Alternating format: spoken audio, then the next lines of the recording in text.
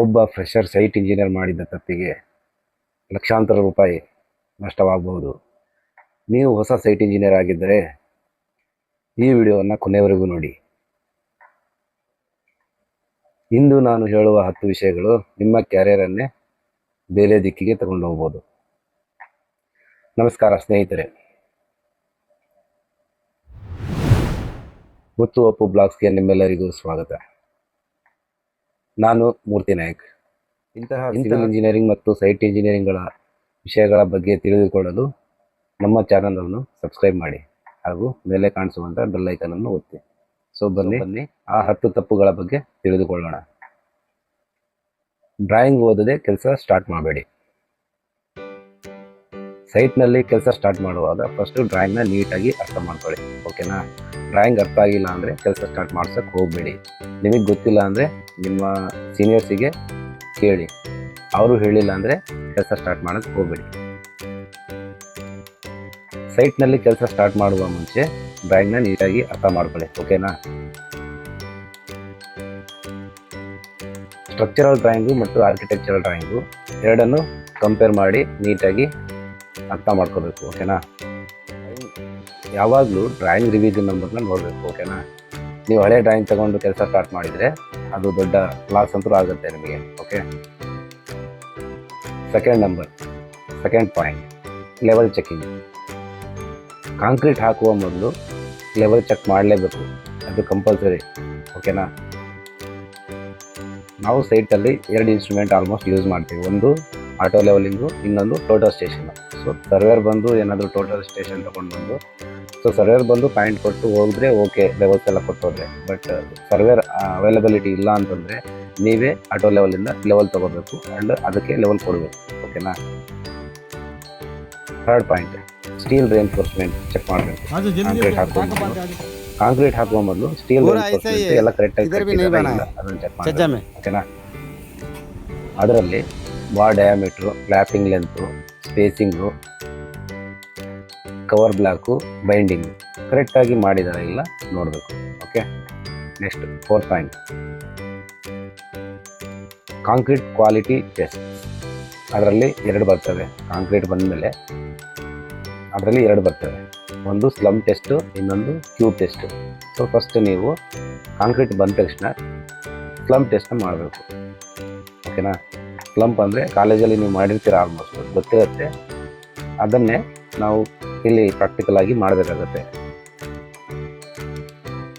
ಮತ್ತು cube test ಕೂಡ ನೀವು ಕ್ಯೂಬ್ನ ಫಿಲ್ ಮಾಡಿ ಅದನ್ನು ಇಡಬೇಕಾಗತ್ತೆ. ಸೊ ಆಫ್ಟರ್ 24 hours ಅದನ್ನು ಬಿಚ್ಚಿಬಿಟ್ಟು ಕ್ಯೂರಿಂಗ್ ಮಾಡಿ 7 daysಗೆ ಅದನ್ನು ಟೆಸ್ಟಿಗೆ ಕಳಿಸ್ಬೇಕು, ಓಕೆನಾ?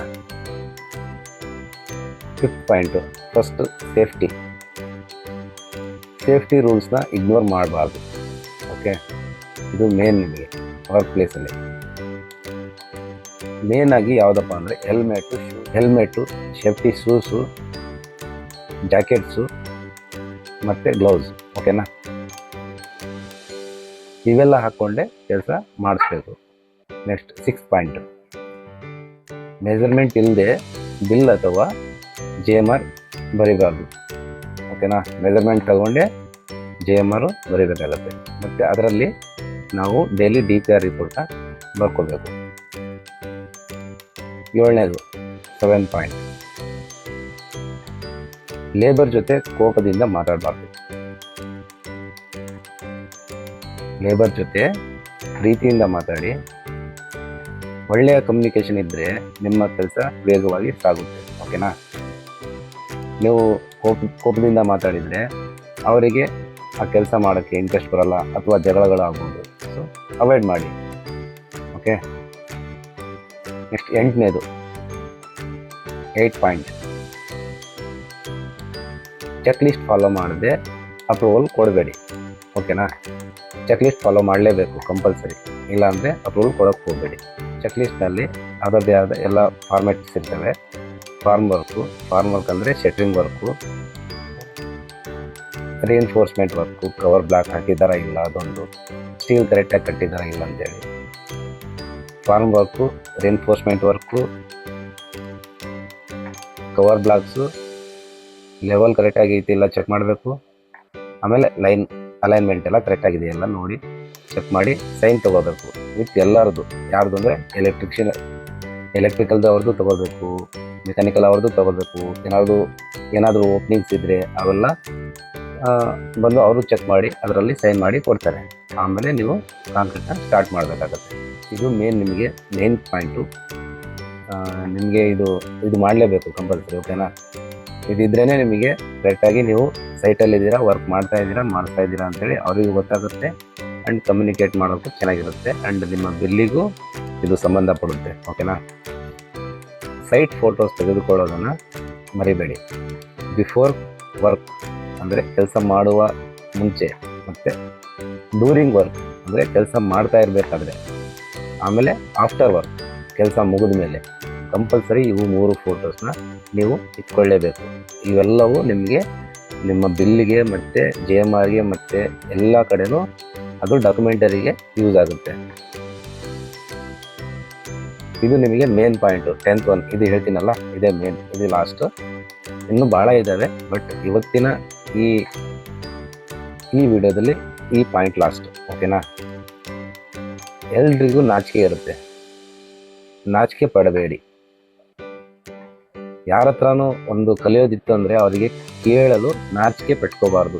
ಕೇಳಬೇಕಂದ್ರೆ ಕೇಳಿಬಿಡಿ, ಧೈರ್ಯವಾಗಿ ಕೇಳಿ. ಅದು ತಪ್ಪಾಗುತ್ತೋ ಏನಾದ್ರು ಸರಿಯಾಗುತ್ತೋ ಅದು ತಲೆ ಕೆಡ್ಸ್ಕೊಳಕ್ಕೆ ಹೋಗ್ಬೇಡಿ. ಯಾಕಂದರೆ ನೀವು ಫ್ರೆಶರ್ ಆಗಿ ಬಂದಿರ್ತೀರ, ನಿಮಗೇನು ಗೊತ್ತಿರಲ್ಲ. ಸೊ ಗೊತ್ತಿಲ್ಲ ಅಂತಂದರೆ ಅದನ್ನು ಕೇಳಿ ತಿಳ್ಕೊಳ್ಬೇಕು, ಓಕೆನಾ? ನಿಮ್ಮ ಸೀನಿಯರ್ಸ್ ಇರ್ತಾರೆ, ಸೀನಿಯರ್ಸಿಗಾದರೂ ಕೇಳಿ. ಇಲ್ಲಾಂದರೆ QC ಇಂಜಿನಿಯರ್ಸ್ ಇರ್ತಾರೆ, ಅವ್ರಿಗೆ ಕೇಳಿ. ಒಟ್ಟಿನಲ್ಲಿ ಕೆಲವು ಮಾಡೋದಕ್ಕಿಂತ ಮುಂಚೆ ಒಂದು ಸತಿ ಕೇಳಿ, ಏನೂ ಆಗಲ್ಲ, ಓಕೆನಾ? ಕೇಳಿದರೆ ನಿಮಗೂ ನಾಲೆಡ್ಜ್ ಬರುತ್ತೆ. ಆ್ಯಂಡ್ ತಪ್ಪು ಮಾಡಿಲ್ಲ ಅಂತಂದರೆ ನಿಮಗೂ ನಿಮ್ಮ ಕಾಂಟ್ರಾಕ್ಟ್ ಆಗಲಿ ನಿಮ್ಮ ಕಂಪ್ನಿ ಆಗಲಿ ಒಳ್ಳೆ ನೇಮು ಫೇಮು ನಿಮ್ಮ ಲೈಫು ಅಲ್ಲಿಂದನೇ ಸ್ಟಾರ್ಟ್ ಆಗುತ್ತೆ, ಓಕೆನಾ? ನೀವು ಒಂದು ತಪ್ಪು ಮಾಡಿದರೆ ಅದೇ ತಪ್ಪು ನಿಮ್ಮ ಜೀವನ ಪರ್ಯಂತ ಅದೇ ಕಂಟಿನ್ಯೂ ಆಗುತ್ತೆ. ಸೊ ಅದಕ್ಕೆ ಹೇಳ್ತಾ ಇದ್ದೀನಿ, ತಪ್ಪು ಮಾಡೋಕ್ಕೆ ಹೋಗಬೇಡಿ. ತಪ್ಪಾಗೋದು ಸಹಜ, ಬಟ್ ಮಾಡೋಕ್ಕೆ ಹೋಗಬಾರ್ದು. ಇದು ಸಿವಿಲ್ ಇಂಜಿನಿಯರ್ಸ್, ತಪ್ಪು ಮಾಡೋಕ್ಕೆ ಹೋಗಬಾರ್ದು, ಅಷ್ಟು ನಾನು ಹೇಳೋಕ್ಕೆ ಇಷ್ಟಪಡ್ತೀನಿ. ಅದಕ್ಕೋಸ್ಕರನೇ ಈ ವಿಡಿಯೋ ಮಾಡ್ತಾ ಇರೋದು. ನನ್ನಿಂದ ಒಂದು 4 ಜನಕ್ಕೆ ಹೆಲ್ಪ್ ಆಗುತ್ತೆ ಅಂತ ನಾನು ಅಂದ್ಕೊಂಡಿದ್ದೀನಿ. ಸೊ ನಿಮಗೂ ಕೂಡ ಈ ವಿಡಿಯೋ ಹೆಲ್ಪ್ ಆಗಿದ್ರೆ ದಯವಿಟ್ಟು ನನ್ನ ವಿಡಿಯೋಗೆ ಒಂದು ಲೈಕ್ ಮಾಡಿ. ಹಾಗೆ ನನ್ನ ಚಾನಲ್ನ ಯಾರಿನ್ನೂ ಸಬ್ಸ್ಕ್ರೈಬ್ ಮಾಡಿಲ್ಲ, ಸಬ್ಸ್ಕ್ರೈಬ್ ಮಾಡಿ. ಹೊಸಬ್ರು ಯಾರಿದ್ದೀರಾ ಎಲ್ಲರೂ ಸಬ್ಸ್ಕ್ರೈಬ್ ಮಾಡ್ಕೊಳ್ಳಿ. ಆ್ಯಂಡ್ ಏನಪ್ಪ ಅಂತಂದರೆ ಇನ್ನು ಮುಂದಿನ ವಿಡಿಯೋದಲ್ಲಿ ನಿಮಗೆ ಒಳ್ಳೆಯ ವಿಡಿಯೋ ಅಂದರೆ ನಿಮಗೆ ಕಮೆಂಟ್ ಮಾಡಿದರೆ ಪಕ್ಕ ಅದರದೇ ಆದಂಥ ಟಾಪಿಕ್ ಮೇಲೆ ನೆಕ್ಸ್ಟ್ ವಿಡಿಯೋ ಮಾಡಿ ನಿಮಗೆ ಅಪ್ಲೋಡ್ ಮಾಡ್ತೀನಿ. ಡೌಟ್ಸ್ ಏನಾದರೂ ಇದ್ದರೆ ನಾನು ಕಮೆಂಟ್ ಬಾಕ್ಸಲ್ಲಿ ಕಮೆಂಟ್ ಮಾಡಿ. ನಿಮಗೇನು ಗೊತ್ತಿಲ್ಲ ಅಂದರೆ ಕಮೆಂಟ್ ಮಾಡಿ, ಜಸ್ಟ್ ನಾನು ಅದಕ್ಕೆ ನಿಮಗೆ ರಿಪ್ಲೈ ಕೊಡ್ತೀನಿ. ಅದಕ್ಕೆ ಸಂಬಂಧಪಟ್ಟಂತೆ ಸರಿಯಾದ ಉತ್ತರವನ್ನು ನಿಮಗೂ ಕಲಿಸ್ತೀನಿ, ನಾನು ಕಲ್ತ್ಕೊಳ್ತೀನಿ, ಓಕೆನಾ? ಲಾಸ್ಟಿಗೆ ಒಂದು ಸತಿ ರಿಪೀಟ್ ಮಾಡಿಬಿಡ್ತೀನಿ ಏನೇನು ಕೆಲಸ ಅಂತೇಳಿ, ಓಕೆನಾ? Drawing reading, reinforcement checking, concrete quality level checking, formwork inspection, JMR and measurements, BBS bar bending schedule, estimation basics, ಓಕೆನಾ? Safety rules, daily progress report. ಇದಿಷ್ಟು ಫ್ರೆಷರ್ಸ್ ಇಂಜಿನಿಯರ್ನ ಕೆಲಸ, ಓಕೆನಾ? ಈ ವಿಷಯಗಳನ್ನ ನೀವು ಚೆನ್ನಾಗಿ ಕಲಿತ್ರೆ ಒಬ್ಬ ಫ್ರೆಷರ್ ಇಂಜಿನಿಯರು ಉತ್ತಮ ಸೈಟ್ ಇಂಜಿನಿಯರ್ ಆಗಲು ಒಳ್ಳೆ ಅಡಿಪಾಯ ಹಾಕಿಕೊಟ್ಟ ಹಾಗೆ ಆಗುತ್ತೆ. ಅರ್ಥ ಆಯಿತು ಅಂದ್ಕೊಂಡಿದ್ದೀನಿ, ಓಕೆನಾ? ಈ ವಿಡಿಯೋ ನಿಮಗೆ ಇಷ್ಟವಾಗಿದ್ದರೆ ದಯವಿಟ್ಟು ಒಂದು ಲೈಕ್ ಮಾಡಿ. ಹಾಗೆ ನಿಮಗೇನಾದರೂ ಡೌಟ್ಸ್ ಇದ್ದರೆ ನನ್ನ ಕಮೆಂಟ್ ಸೆಕ್ಷನಲ್ಲಿ ಕಮೆಂಟ್ ಮಾಡಿ.